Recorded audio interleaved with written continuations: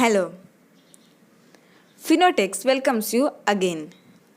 So, I think you all heard about the news about FSR which the RBI has issued in the last week. If not, then see the video till the end.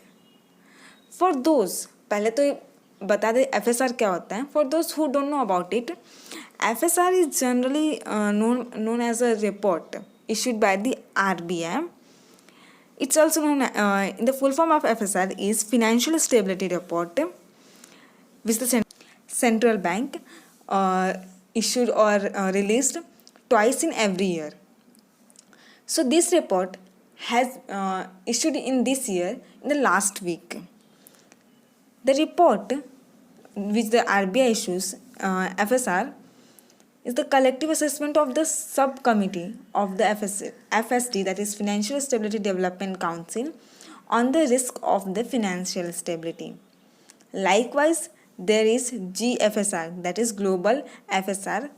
It is a semi-annual report and it's issued by the IMF. In that assesses the stability of the global financial market. In the release this release twice in a year. The FSR published in this year 2020 was the 21st edition. So as per the Economic Times report, the relevant information on the frauds was part of the draft but was dropped when the FSR was finalized. So there are some highlights of the FSR which you should to know. So let's see one by one which are those.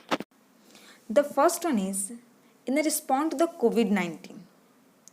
The combination of the fiscal, monetary and the regulatory interventions on unprecedented scales has ensured normal functioning of the market. The next one, over leveraged non-financial sectors, emerging global geopolitical tensions which is going on, and economic losses happens due to COVID-19 on account of the pandemic are the major downside risk to the global economic prospects.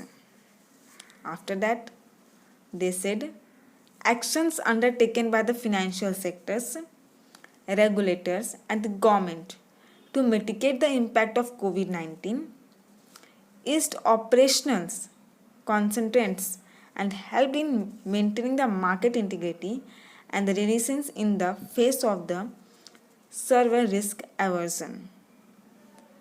And then they said bank credit, which had considerably weakened during the first half of 1920 financial year, slides down further in the subsequent period, with the moderation becoming broad based across the bank groups. And then RBI predicted worse scenario of the banks. They said the capital to risk weighted assets ratio of a scheduled commercial bank is down to 14.8% in the March 2020 from 15% in September 2019, while the gross non-performing assets, that is GNPA, ratio declined to 8.5% from 9.3%, and the provision coverage ratio, it's improved to 65.4% from 61.6% over this period.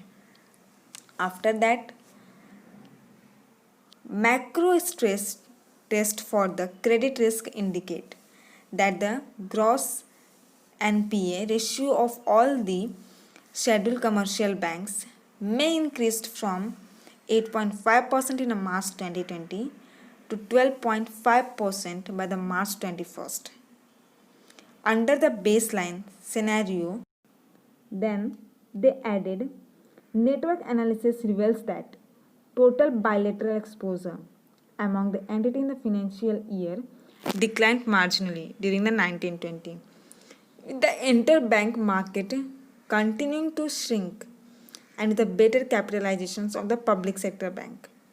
There would be reductions in the contagion losses to the banking system under the various scenario in the relation to the year ago.